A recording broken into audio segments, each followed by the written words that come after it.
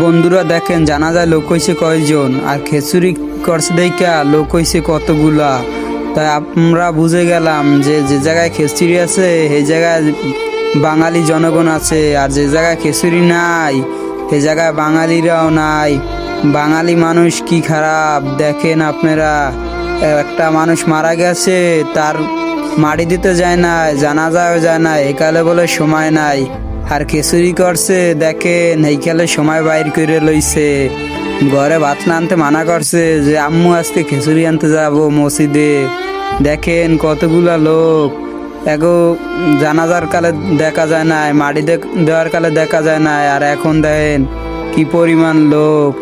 ইয়া আপনারাই করে যা বলার বইলেন, কমেন্টে সবাই শেয়ার করে দিয়েন ভিডিওটা, হাজার হাজার মানুষে জানি দেখতে পারে এগো অবস্থাটা। আর সব আমাগো বাঙালি মানুষ বরিশালের।